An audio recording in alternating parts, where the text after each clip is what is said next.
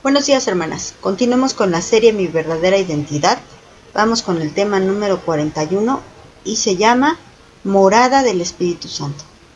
Y qué curioso, les decía yo que nosotros tenemos nuestra morada allá arriba en el cielo, pero nuestro Señor también tuvo cuidado de que no anduviéramos solos aquí. Entonces Él viene y hace morada de Él nuestros corazones. Nosotros somos habitación del Espíritu Santo. Por eso la santidad es tan importante, para que pueda habitar Dios Santo en nuestra vida. Tenemos que ser santos.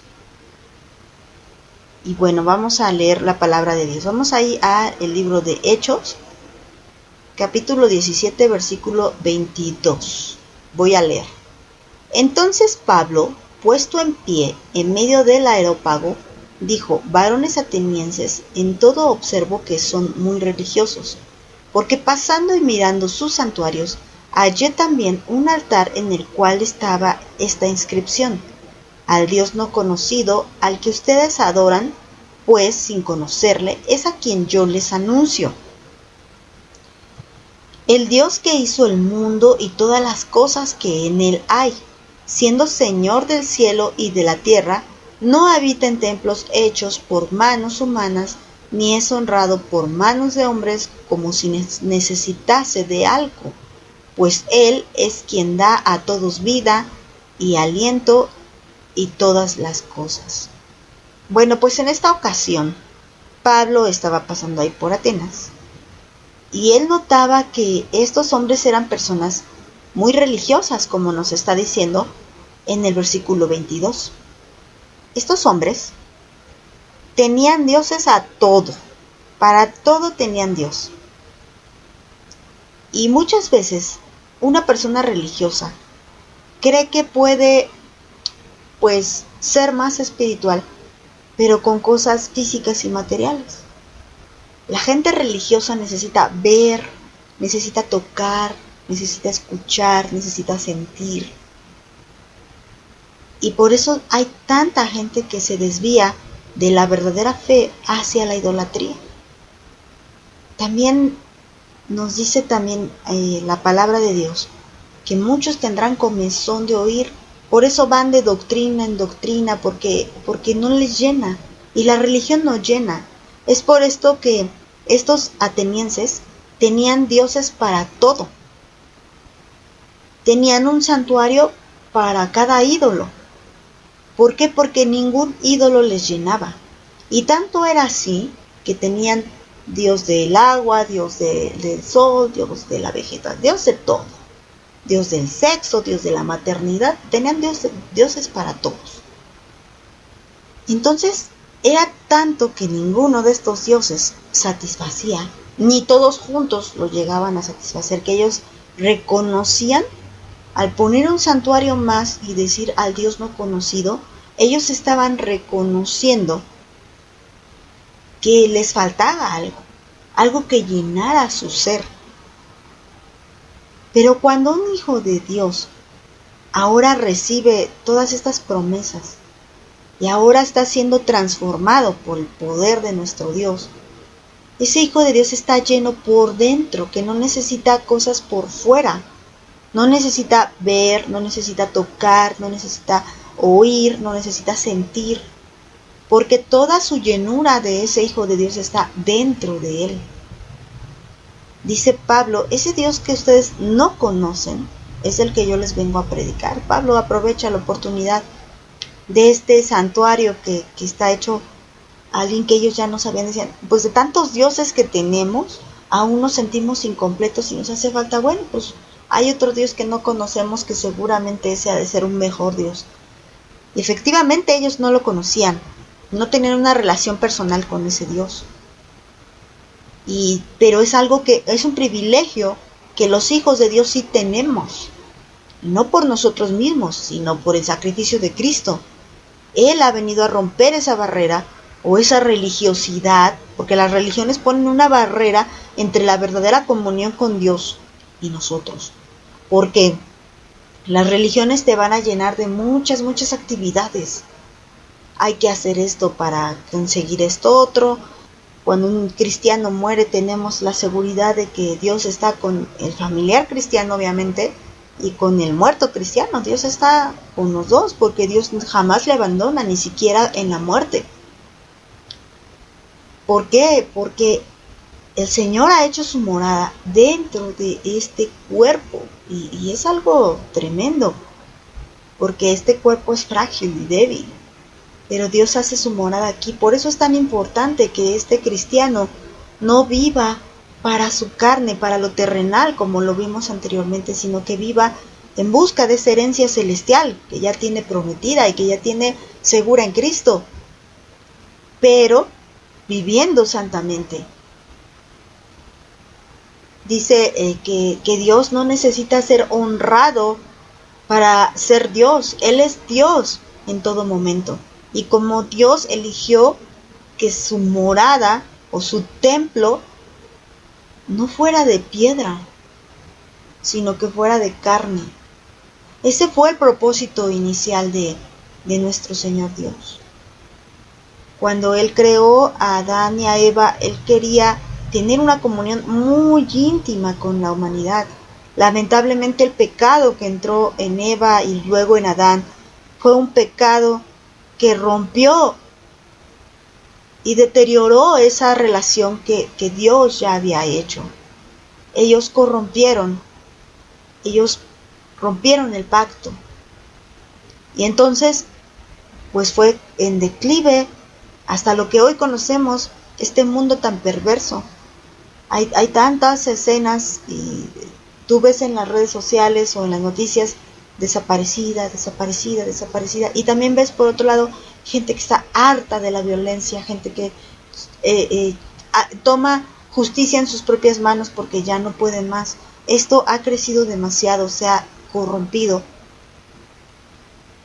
Y Dios ya no habita en un lugar hecho de manos.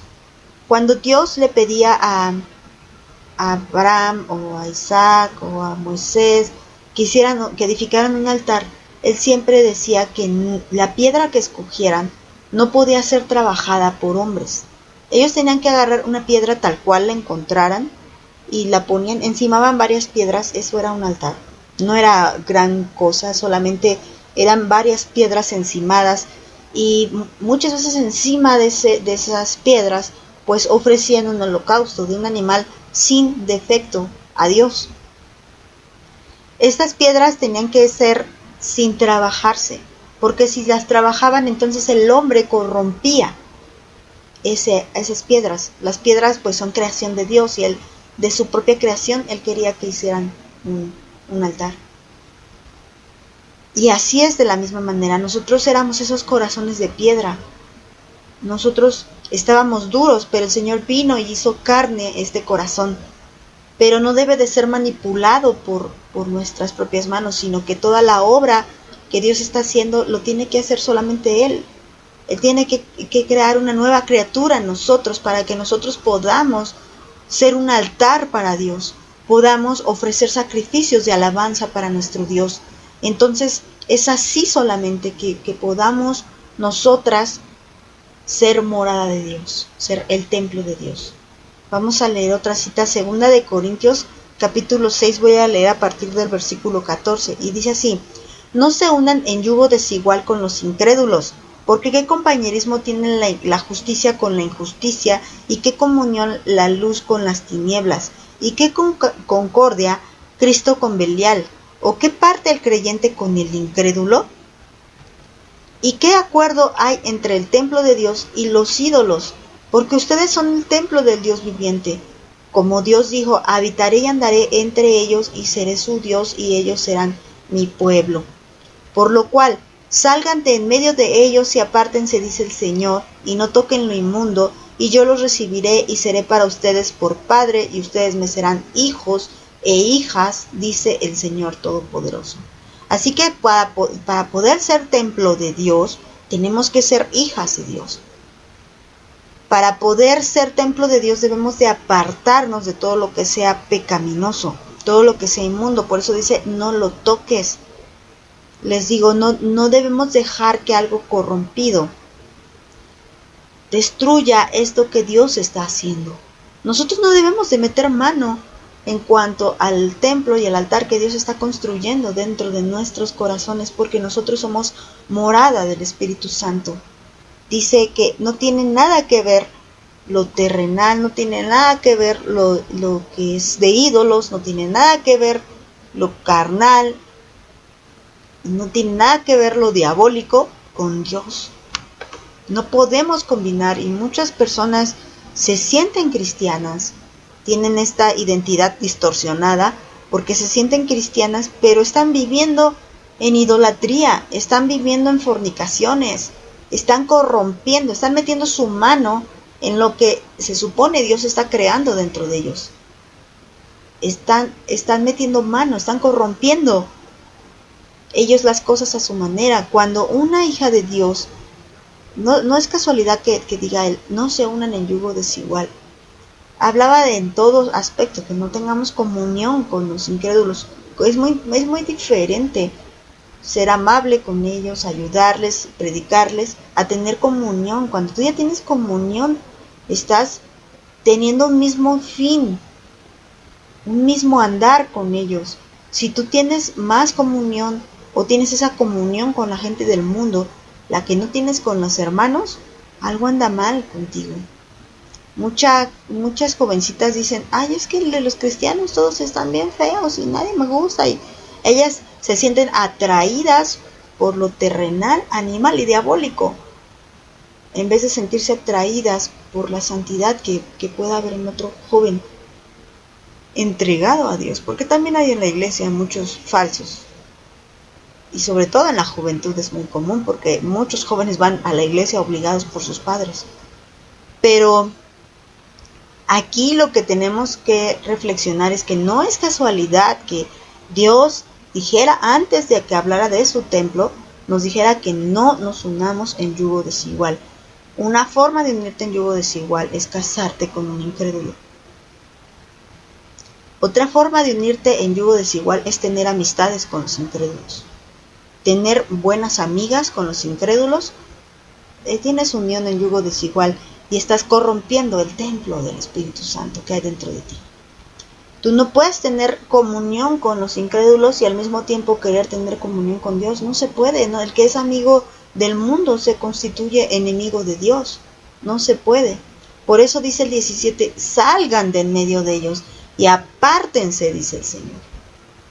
No quiere decir que no ames a tu prójimo, le amas, pero no tienes comunión con ellos. Eso es algo que les voy a repetir siempre que tenga oportunidad, porque no, dice la Biblia, no se equivoquen, las malas conversaciones corrompen las buenas costumbres. Bueno, será un paréntesis y aproveché para decirlo, pero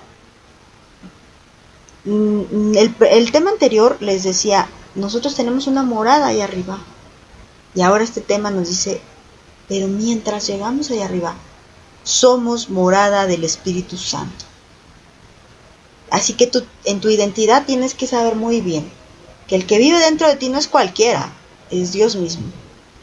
Así que ten mucho cuidado con lo que te permites, incluso dentro de tus pensamientos, porque el que vive dentro de ti conoce tus pensamientos, conoce tus intenciones.